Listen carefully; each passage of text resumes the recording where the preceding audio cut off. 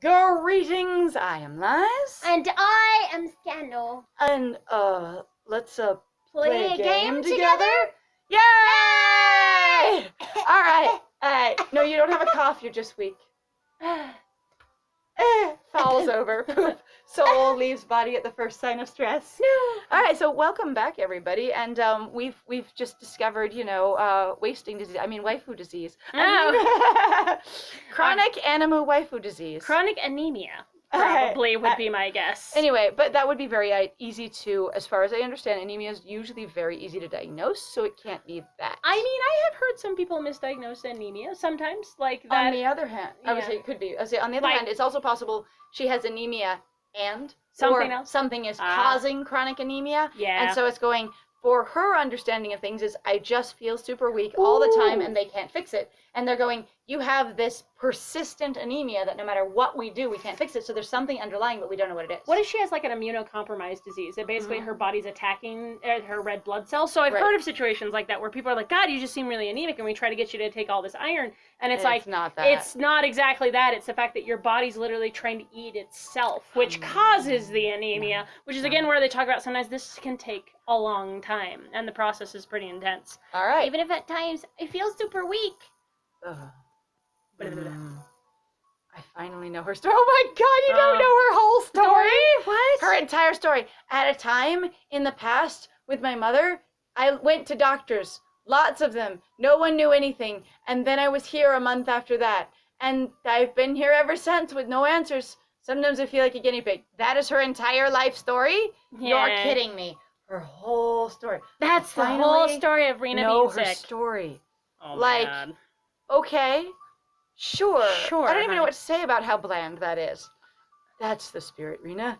You can keep going and just I'm a cold ass motherfucker. persist. That is the most useless. That's the spirit, Rena. Like just fucking keep trying, no you matter can what. do it. Like, I'm sorry, as somebody who's had problems, that have persisted for a lot of my life, sometimes you just really just kind of want to punch people in the face where they're just like, you just get over it, Or you just... That's the spirit. Oh, you're doing so well. I'm like, you're so fucking patronizing to her. That's the reason why I was like really annoyed with Mr. and Rena, is because Mr. like treats her like she's a baby, but he treats a lot of them like they're babies. Like they're really infantile to him, and I don't know why. I'm like, you're a child yourself. Fuck off. Again, the whole thing seemed incredibly vague and non-committal in its language. Like, the more and further we go into it, the more I'm like, the language is so bland. Really good at her job. I love sport. We just do professional things here. Like, I have dreams and aspirations. Like, I was joking at the beginning when he's like, dreams and aspirations were like non-specified, indistinct because we can't commit to anything. Right. But like, everything in this game so far seems utterly non-committal.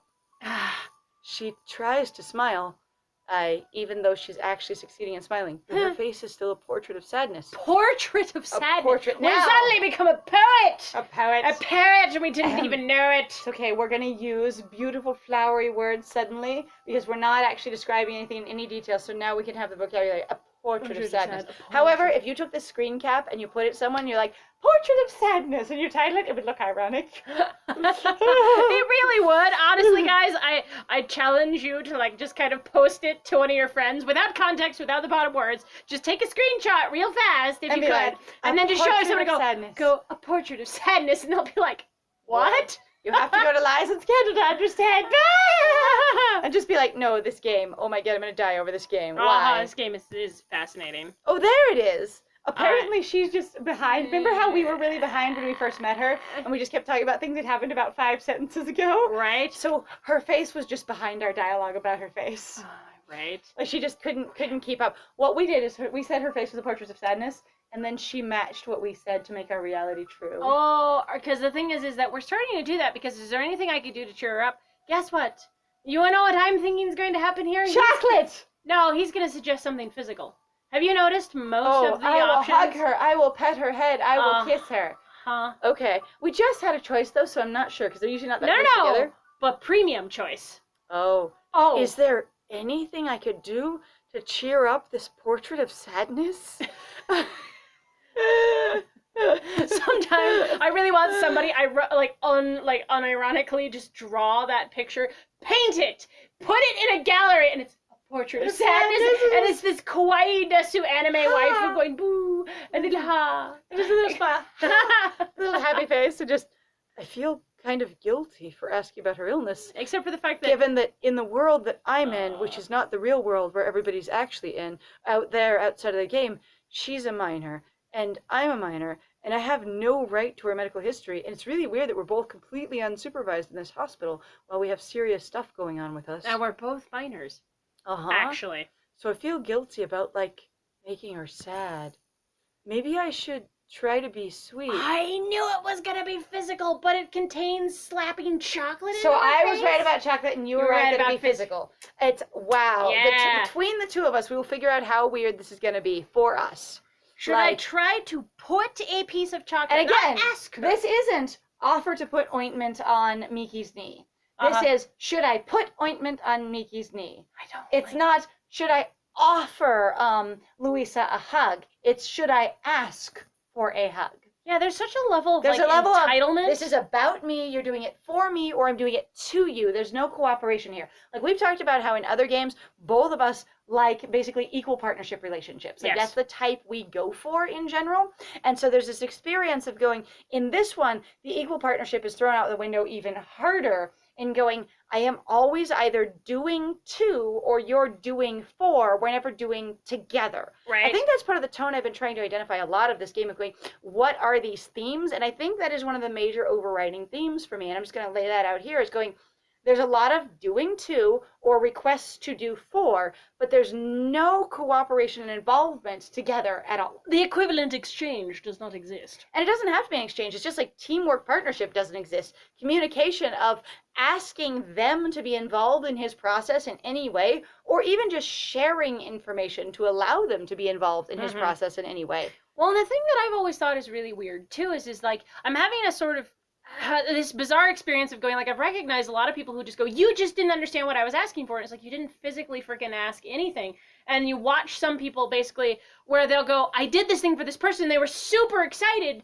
Like, the guy experience is a lot of assuming basically that you need something or want something, and a lot of women is a lot of implying but never directly asking for it. So it's that whole thing of she wants me to read her mind, but a lot of women are socialized that he's supposed to. And that you're supposed to She was asking for it. She wasn't asking anything, actually. And that she's supposed to be giving, or you, if you're a girl, are supposed to be giving physical cues for what you want and not being intrusive. And, well, if you have to tell him, he doesn't really love you. Right. But it also happens in that sort of girls versus girls kind of mentality of going, if you have to tell your friend what they did wrong, they're not really your friend. Right. And I find both of those things to be very toxic. Me personally, I miss a lot of social cues, huge amounts sometimes. Like, I'm really good in the areas I'm good in, but like in emotional spaces sometimes, especially with strangers or with acquaintances, like I will miss it all the time if they're displaying annoyance at me instead of annoyance at a situation, or when it started or what it's in reference to constantly.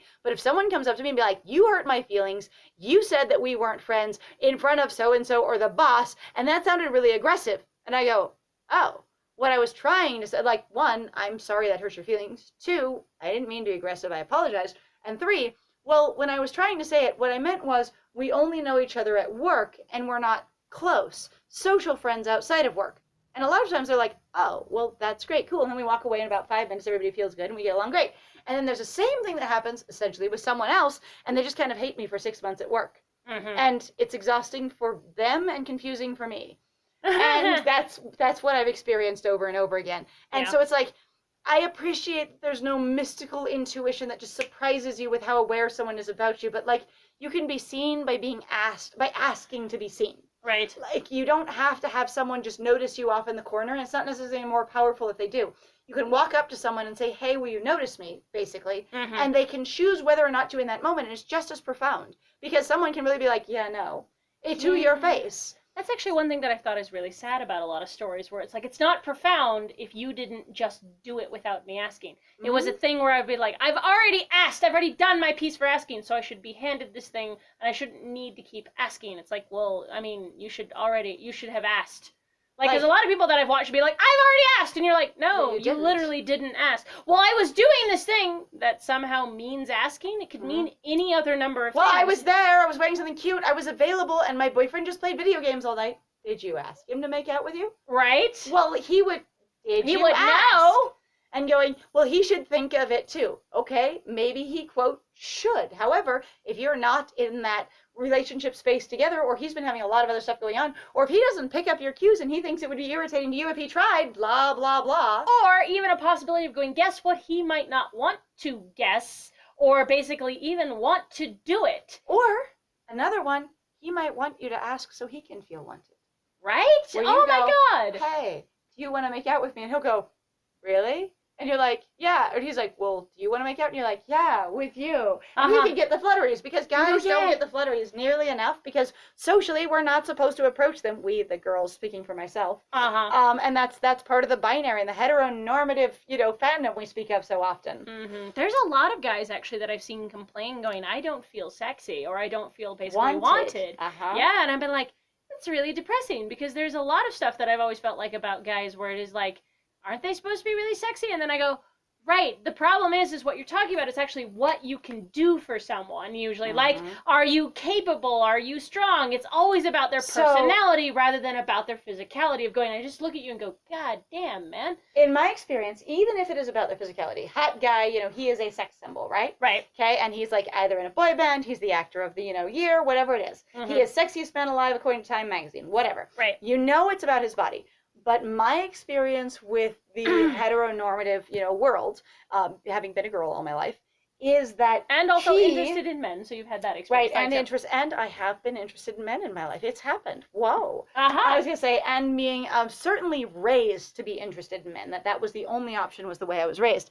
That there's this experience of going, with men, it's sort of what they can do for or to you. Right. And with girls, it's what they can receive from, or that's not quite right. Like, the language isn't right, but it's basically, she's supposed to be receiving and he's supposed to be giving. And she will want what he has to give if he's hot enough. Well, there's also the fact of being the desirer and the desired. Thank you. The desirer and the desiree. He's supposed to be the desirer, and the desiree is supposed to want him because he's sexy. Right. And the sexy comes with all level of ramifications, but he doesn't get to be the desiree for the most part. And that's what my familiarity is with how a lot of men and women's relationships work. And it's not all of them, but that's your strongest media presence that I've been exposed to, is that he is supposed to desire and she's supposed to be desired. Now it's her job to, quote, inspire the desire in him, but she'll want to if he's attractive, blah, blah, blah. Yeah. But there's not a lot of men that really get to experience being wanted. And the couple of guys that I've really, I'll just say, dug in on, if you will, relationship-wise, that I've really been involved with, I am very much a passionate person who will go out and say what I want. And I'm not like one of those, she knows what she wants in bed kind of girls, but really I will just be like, if I want you, I will initiate kind of thing. And it has really stunned, especially even a couple of dudes that were really very dudely that I have dated, being like, I have never felt wanted like that. And I'm like, you should. Not necessarily because you're that desirable, just because people should be allowed to feel that if they want to. Right. Yeah. Anyway, maybe I should try to be sweet and put a piece of chocolate in her mouth. Should I do it? Is he talking to us or talking to himself? Again, this is a 3-step process of, here's an action coming up, here's me considering exactly what it is, and then asking if I should do it. What is this level of incredible, is it supposed to indicate how incredibly careful and thoughtful our protag is? Maybe. How completely he thinks everything out in his head? Aye. So for me, I'm still I feel like with her crying and looking a portrait of sadness and having her mouth slightly open, just reaching up and sticking a piece of chocolate in her mouth doesn't really fit the tone of the scene. Well, it's also kind of like, what do you think Mr. would go for? And that's what I was trying to think of, is one, I don't think he could reach her if she's standing in front of us and her leg is out in front of us. Right. I'm also like so this would be, okay, so if he decided to do it, he would have to turn his wheelchair sideways, roll it back, roll up in front of her, and hope she doesn't move, and then get the chocolate from, assumably, his lap, and then put it in her mouth while hoping she doesn't move. I think what offends me, personally, because it might offend her, I'm like, aha, is really one of those things of just going, the level of assumed intimacy in all of these options bugs the ever-living shit out of me. Again. It was a thing that I really didn't feel as much in basically the ones that were aimed more for the girls, but some of them were definitely super fucking weird. Right. Like, but this, like, all of these choices are so physically assumptive that bugs me so bad, where you're just like, stop trying to touch people. Like, really, you don't know these people. We barely know Rena. We barely know Miki. We barely know Luisa. This feels really invasive. This is a level of consent, so in regards to this fantasy story, that I don't know if I have personally, because I don't know these characters. I'm also, like, I'm not invested in any of these characters because I don't know who they are. Right. Like, the setup for them is gone. I don't have my fandom here going, yes, I'm going to get involved with Rena, and I have all this backstory and all this information. I feel all these experiences and these feels, man. But we just learned her whole life story. Yeah, no, that's not gonna do it for me.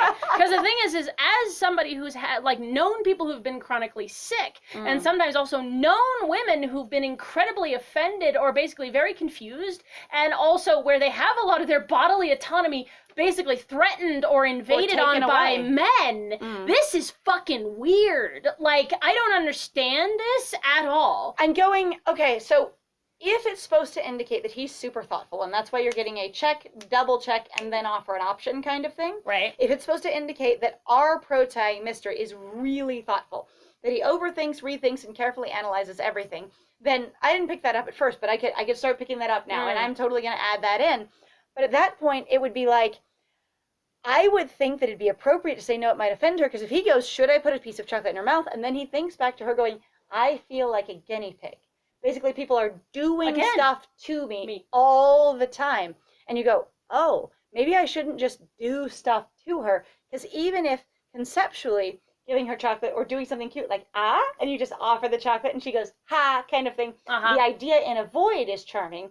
In reference to what she's just said and how little we know each other, that could feel very abrupt and invasive.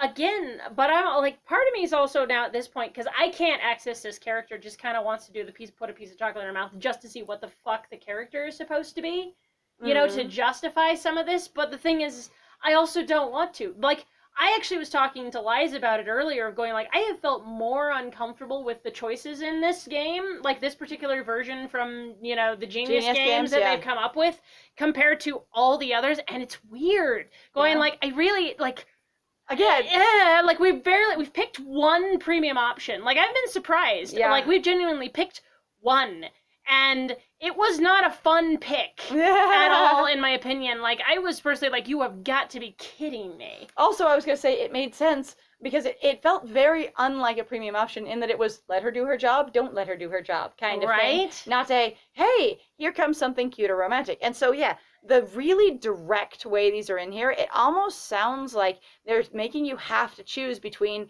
am I a quiet or more reserved person, or am I really fucking direct? Am I 0 or 100? And if you pick the premium options, you are 100 all the time. That's who you are. But the in-betweens don't make as much sense then. Yeah. Like, I feel like the in-between dialogue matches more with, no, it might offend her. Yeah, no, I'm like, the thing that bugs me the most about also a lot of these games anyway is because obviously these premium choices don't matter. They're basically useless extra scenes as far as we can tell. They're more content. They're your DLC. But your game's complete without them.